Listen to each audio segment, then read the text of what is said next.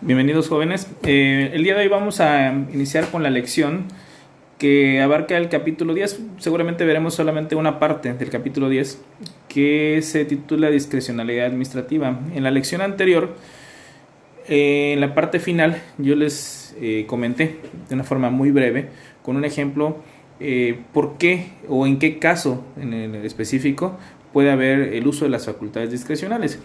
Yo les comentaba que las facultades discrecionales operan como un margen de acción, un rango en el que un funcionario público se puede mover a efecto de apostarle a la gobernabilidad, a los méritos, a los tiempos de lo que es el ejercicio de la administración pública. Pero estas facultades discrecionales tampoco la van a tener todos los funcionarios públicos, eso es una realidad también.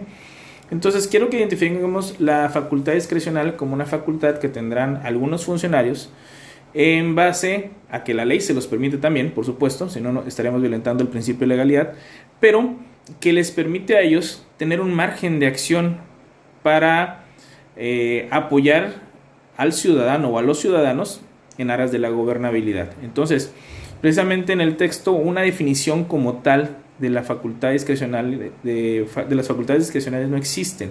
Entonces yo quiero que entendamos el concepto para que de ahí ustedes puedan emitir una propia definición.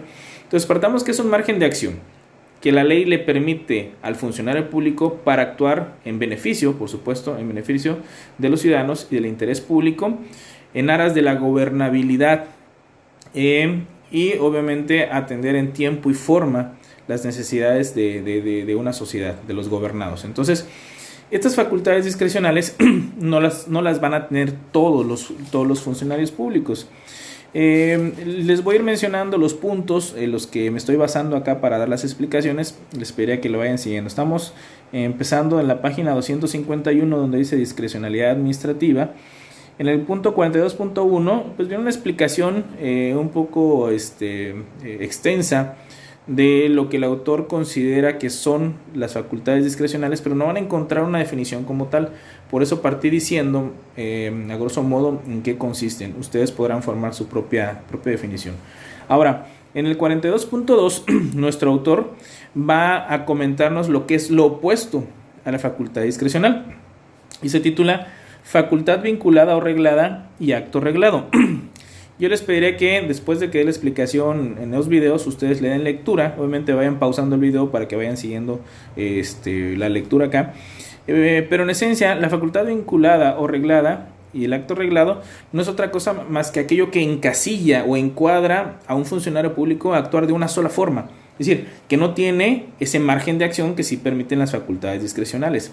A manera de ejemplo, si alguien va al Instituto Mexicano del Seguro Social y vamos a pensar que llega al área de urgencias, tiene que haber una persona, un administrativo que recepcione todos los datos de la persona que va a ingresar a urgencias, en donde le van a pedir obviamente pues el número de seguro social y los datos generales de esta persona. El paciente ya va a estar en urgencias, pero nosotros sabemos que siempre se pide que un familiar ingrese después de que ya se le dio la recepción al paciente en urgencias, a que acompañe al enfermo, por ejemplo, lo que sería pasar la noche para algunos cuidados en específicos que se puedan necesitar, pero es una persona que lo va a poder acompañar, no dos, no tres. Entonces, pensemos en aquel paciente que tiene familiares, llegan a lo que es esta área de acceso para urgencias, se entrevistan con la persona, un funcionario del Instituto Mexicano del Seguro Social, que está encargado de dar acceso a los familiares que van a ingresar junto al paciente, y de repente él les dice, ¿saben qué? Pues denme el nombre de la persona que va a ingresar para que yo le entregue un gafete, ¿no? Y los familiares dicen, no, es que queremos entrar dos. Y él les va a tener que decir que definitivamente solamente puede pasar uno. Vamos a pensar que sigue insistiendo, como sabemos que a veces los familiares con el afán de ayudar o por la preocupación siguen insistiéndole a este funcionario que los deje pasar, al grado de que pueden ser hasta groseros. El funcionario que está ahí en lo que es el área de ingreso a lo que sería urgencias está encasillado forzosamente a que solo pueda permitir el acceso a una persona, porque es lo que le permite a él el manual de funciones del cargo que él ejerce y obviamente el reglamento interno. Entonces él no tendrá la oportunidad de permitir el acceso a 2, 3 personas, más allá de que él de manera interna pueda creer necesario o incluso pueda tener un sentimiento de solidaridad con los parientes de la persona que está dentro y él quisiera dejarlos entrar. El reglamento interno y el manual de funciones de su propio cargo lo obliga a decirles que solamente puede pasar uno. Entonces ahí estamos en presencia de lo que es la facultad vinculada o reglada o el acto reglado, que no te permite más opciones más que la que te aparece en este caso en un reglamento o en una ley, y que de ahí no te puedes mover. Entonces, este tipo de disposiciones o facultades regladas te encasilla, te encuadra a que realices una función independientemente de que tú como ser humano podrías entrar a otro tipo de valoraciones subjetivas que quisieras apoyar tal vez al ciudadano de otra forma, pero la ley o el reglamento no te lo permite. Entonces te obliga a realizar solo una acción, ¿cuál? La que efectivamente aparece en el texto normativo del que estemos hablando. Entonces, eso por supuesto es lo opuesto a las facultades discrecionales, porque en las facultades discrecionales yo les comentaba que existe un margen de acción, de maniobra para poder tomar decisiones en beneficio por supuesto del ciudadano y de lo que sería el interés público. Ahora, si nos pasamos a la página 253, viene ya una clasificación de las facultades discrecionales. Las facultades discrecionales las vamos a clasificar en 3. Sería facultad discrecional libre, que esa es la más amplia, facultad discrecional obligatoria, y por último en el 42.6 vamos a encontrar la facultad discrecional técnica. Bueno, entonces estos puntos están en las páginas 253 y 254. Comenzamos con la facultad discrecional libre, que es precisamente la más amplia, la que tienen generalmente los funcionarios de alto rango.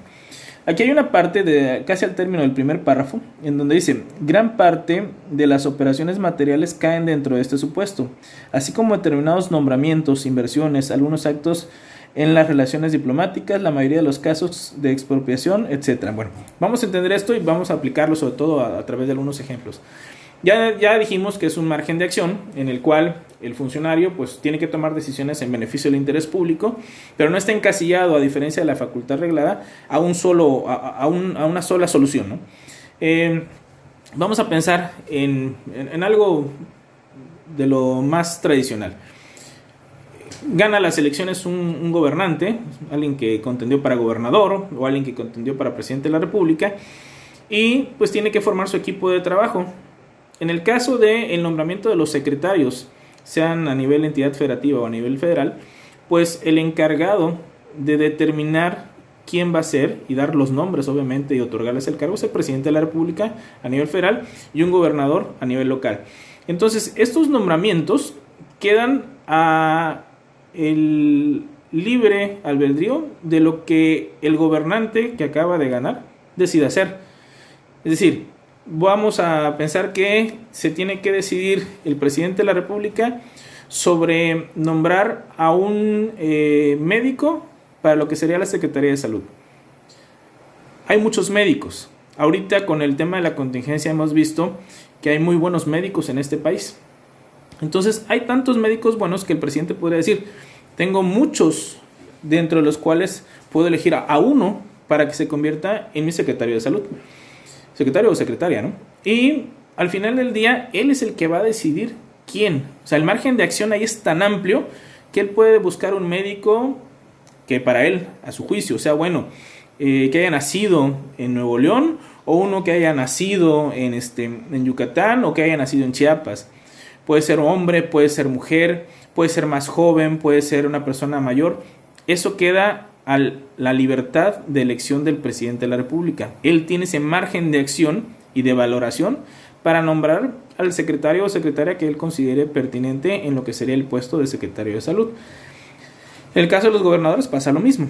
Entonces ahí estamos en presencia de una facultad discrecional libre, porque le da esa oportunidad, esa libertad tan amplia al presidente de poder ejercer esto. Ahora, tiene límites, por supuesto. Vamos a ver más adelante que los límites a la facultad discrecional precisamente es la ley. Obviamente habrán algunos candados. Tú no vas a poder nombrar de secretario de salud a alguien que esté en la cárcel. Tú no puedes nombrar a alguien de secretario de salud que tenga estudios nada más de secundaria. Es decir, van a haber ciertas limitaciones que tampoco le permiten al presidente pasarlas por alto. Pero al final del día, cumpliendo con los requisitos básicos, por supuesto, que implica para ser un secretario de salud, el presidente puede elegir entre muchas personas que cumplan esos requisitos. También les mencionan aquí algún ejemplo como podría ser los actos en las relaciones diplomáticas. Por ejemplo, ahorita a nivel internacional, quiero que entendamos que por el tema de salud, algunos países han decidido cerrar fronteras, algunos cerrar aeropuertos, pero específicamente en nuestro país, al presidente de la República han habido muchas voces que le pedían cerrar fronteras, otros le pedían cerrar aeropuertos, otros le pedían, en este caso, vínculos con algunos médicos, organizaciones internacionales para recibir donaciones o hacernos de material para lo que es la contingencia. Al final del día, el decidir cerrar fronteras es una facultad discrecional, es decir, es algo que puede llevar a cabo o no el presidente de la República en base a lo que él considere pertinente, por supuesto, escuchando a la gente que sabe de la materia, ¿no? Sabemos que siempre un presidente va a tener un secretario de Relaciones Exteriores, un secretario de Salud, que le van a estar indicando los pros y los contras de cerrar fronteras, en este caso como el que estamos viviendo, pero han habido líderes de países, obviamente titulares del Poder Ejecutivo, que han tomado esas determinaciones, cerrar sus fronteras.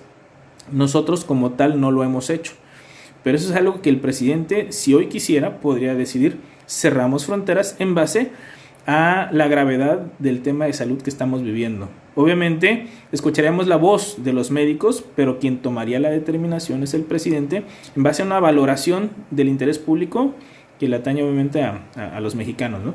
Entonces ahí también estamos en presencia de eso, pero en temas de relaciones diplomáticas, alguna vez en el 2003, cuando se estaba dilucidando si se invadía Irak por parte de Estados Unidos con el aval de las Naciones Unidas, del Consejo de Seguridad de las Naciones Unidas, México tenía que votar, porque era parte del Consejo de Seguridad de las Naciones Unidas, a favor o en contra de esta invasión, al grado que nos mandaron al presidente de España en aquel entonces, el presidente Aznar, el presidente del gobierno español, a platicar con Vicente Fox, que era nuestro presidente, con la intención de llegar obviamente al punto de acuerdo en donde México fuera a votar de manera favorable para esa invasión. La realidad es que todos podemos suponer que la respuesta que se llevó el presidente de España de parte del presidente o expresidente Fox es de que México no iba a apoyar esa invasión, derivado de que México siempre ha tenido una política, pues, de paz. Ya la votación no se llevó a cabo porque Estados Unidos, al darse cuenta muy probablemente que iban a votar en contra, pues invadió y se quedó en Irak hasta la fecha, ¿no? Pero al final del día, México ejerció su soberanía a través de una decisión presidencial en la que podemos suponer que iba a decir no a la invasión a Irak. Entonces, las relaciones diplomáticas también, en este caso se ponderó que el mundo entero, no solamente México, el mundo entero no necesitaba más guerras, sino que lo que necesitaba era tal vez acuerdos, tratados, convenios para efecto de detectar las armas de destrucción masiva que en ese entonces se mencionaba que tenía Saddam Hussein, el presidente de Irak en su momento. Ahora, el tema de las expropiaciones, pues también hemos visto cómo un gobernante, el titular del Ejecutivo, en algunos casos considera que es necesario expropiar un terreno o una propiedad, ya llámese edificio, casa, etcétera, para utilizarlo en beneficio del interés público, es decir, de la comunidad, del país, como podría ser expropiar terrenos si se van a construir, no sé, plantas potabilizadoras de agua, refinerías, cuestiones por el estilo que le atañe al interés público. Entonces, en ese caso, el gobernante puede tomar la decisión de expropiar, obviamente, a un particular. Podríamos decir, bueno, ¿y el particular tiene derecho? Sí, y él tendrá siempre la posibilidad de irse al amparo para defender su derecho a esa propiedad, pero si se logra constatar que efectivamente es necesario para el interés público que el terreno, la casa, el edificio de algún particular sea expropiado, pues obviamente se procederá a eso. Sabemos que esto ha pasado muchas veces en el país y esta parte implica, esta facultad discrecional implica que el gobernante, vamos a pensar en una planta potabilizadora de agua, es que necesito construir un sistema para lo que será el agua potable de una ciudad, construirlo en un lugar idóneo, y vamos a pensar que los técnicos, la gente que sabe eso, le dice al gobernante, ¿sabes qué? Hay 3 lugares. Perfecto, pues ahí el gobernante tendrá que valorar cuál es el idóneo pero al final de cuentas tiene ese margen de acción para decidir libremente sobre cuál irse, ¿no? Entonces, esta es la facultad discrecional libre, que es precisamente la más amplia, la que tienen los altos funcionarios generalmente, ¿no? Para efecto de que podamos entender un poquito la facultad discrecional libre con el ejemplo que yo les puse hace rato sobre el tema del seguro social, vamos a pensar que esta persona que está buscando ingresar, o estas dos personas que buscan ingresar para estar junto a su pariente, le terminan diciendo al de la puerta o al que recibe ahí en el área de urgencias: ¿sabes qué? Voy a ir a hablar con el delegado. Y efectivamente buscan al delegado, y el delegado en ese momento considera que la persona que está dentro del área de urgencias, vamos a pensar que es una persona que tiene un grado de obesidad muy grande, que difícilmente una sola persona lo va a poder apoyar para efecto de movilizarlo, no sé, para ir al baño o para acomodarlo dentro de la misma cama. Entonces el delegado toma la determinación de decirle a las personas de urgencias que sí deberán dejar pasar a una segunda persona para efecto de apoyar en el correcto manejo del enfermo. Aquí estaríamos hablando de que por el cargo que tiene el delegado del Instituto Mexicano del Seguro Social, él sí tiene la posibilidad de moverse en ese margen o en ese rango en aras de el interés en este caso es el interés público, por supuesto, que es la salud de una persona, y que se requieren dos personas para su movilidad. La otra persona, les repito, la que estaba recibiendo, seguramente él tal vez había valorado eso. Sin embargo, a él lo encasillaba precisamente el manual de funciones de su propio cargo. El delegado, como tiene funciones más amplias, pues sí podría moverse dentro de ese margen de acción, ¿no? Entonces, para que vayamos entendiendo cómo funciona la facultad discrecional libre. Después, en el 42.5 de la página 253 encontramos la facultad discrecional obligatoria. Esta la podríamos encontrar principalmente dentro de lo que sería el aspecto de las multas. Es decir, tienes un margen de acción, pero ese margen de acción la misma norma te lo está delimitando. Por ejemplo, aunque no es materia administrativa, cuando estamos hablando en materia de delitos, en temas penales, sabemos que a una persona que comete un delito, cuando entramos al Código Penal, vamos a encontrar un mínimo y un máximo de pena que se le puede dar a la persona que cometa X delito.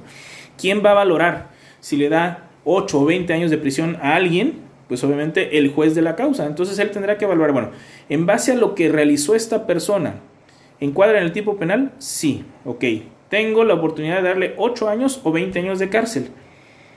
El que va a entrar al análisis, el que tendrá la libertad de decir 8 años, o 10, o 15, o 20, es el juez que valorará lo que realizó, las acciones que realizó en este caso una persona a la que se le imputó un delito, y en base a eso, en base a esas valoraciones, colocará una sentencia con X cantidad de años, pero dentro de ese margen que la misma ley le está presentando. En este caso puse un ejemplo de 8 a 20 años, ¿no? Ahí estamos en presencia precisamente de una facultad discrecional obligatoria. ¿Por qué? Porque el margen ya te lo están estableciendo. En los otros casos que les comenté, el margen es más amplio, queda más libre precisamente por eso. Aquí no, aquí ya te pusieron el mínimo y el máximo. Y esto lo podemos ver en temas fiscales.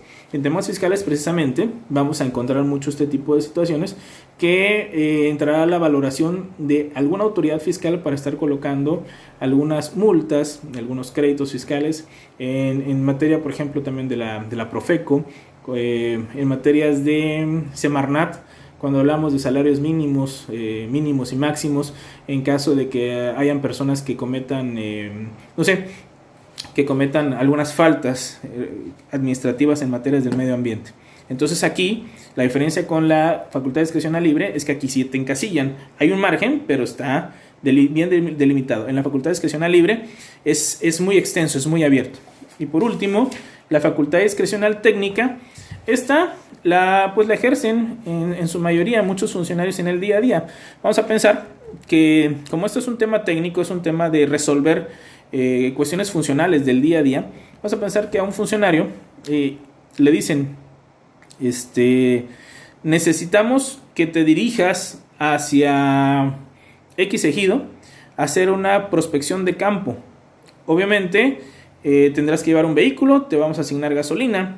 De aquí para allá, para la distancia hacia ese ejido, vamos a pensar que son, 20 kilómetros.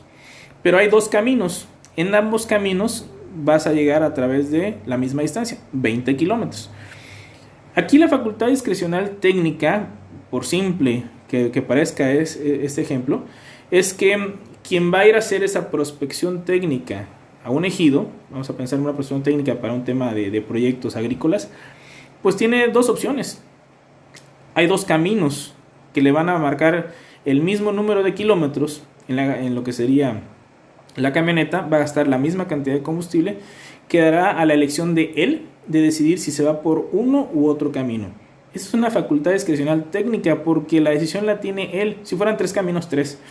Distinto sería que dijeras, un camino tiene 20 kilómetros y el otro haces 25. Bueno, ahí habría una facultad, bueno, ahí más que una facultad ya sería algo obvio, ¿no? Pues me voy por el que tenga menos distancia. Pero también puedes encontrar que puede haber un camino y que te haces 20 kilómetros, pero en terracería, y el otro son 25 kilómetros, pero en carretera. Entonces, tú sabes que gastarás menos gasolina si te vas por lo que es la terracería, porque son menos kilómetros, pero por otro lado vas a ir dañando más al vehículo. Entonces es donde entran precisamente estas valoraciones técnicas por parte de un funcionario para tomar la mejor decisión en aras del interés público, que en este caso es pues tratar de ahorrar en combustible, pero también en no dañar lo que sea un vehículo, ¿no? Y aparte cumplir con la parte técnica. Ahora, en estas partes técnicas en el día a día hay diferentes oficinas que realizan funciones pues simples, ¿no? Vamos a pensar que tienes a un director de informática o jefe de apoyo informático en alguna dependencia y hay que colocar antivirus en las computadoras, por así decir. La facultad discrecional técnica a él le va a permitir que decida por dónde empezar a colocar este antivirus.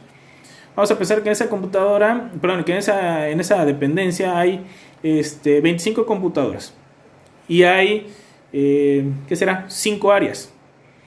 Cada área tiene 5 computadoras. Pues en algún área él va a tener que decidir, mejor dicho, por alguna de esas áreas tiene que decir en dónde va a iniciar y cuál va a ser la última área a la que se le estén estableciendo lo que serían o colocando los antivirus. Esta es una facultad discrecional técnica que va a tener precisamente este jefe del área de apoyo informático. Decirá, bueno, él podrá decir, nos vamos por la que sea más importante, pero la importancia va a también radicar en la valoración de él. O podrá decir, nos vamos por la que se utilice más, aunque no esté el funcionario más alto en esa área. ¿Por qué? Porque es la que se está utilizando en el día a día. Otros pueden decir, bueno, la información que está en la computadora del funcionario más importante es vital para la dependencia y hay que atenderla primero. Bueno, ahí es donde entrarán esas valoraciones técnicas sobre las cuales precisamente el funcionario tendrá que decidirse. Bueno, entonces quedamos hasta aquí en esta lección. En la próxima lección hablaremos de algo que es muy importante. Cuando excedemos o excede un funcionario precisamente de estas facultades, ¿sí? Cuando se convierte en arbitrariedad, tiene que haber un límite, tiene que haber un tope para que no se caigan los excesos, porque obviamente las libertades para lo que son las facultades discrecionales no pueden caer en los excesos, ¿no? Entonces, en la siguiente lección los invito a que estemos atentos, chequen su plataforma todos los días, por favor. De lunes a jueves yo voy a estar colgando lo que son precisamente videos, audios o en su caso tareas y trabajos para ir complementando lo que es la calificación de este parcial. Que tengan muy buen día.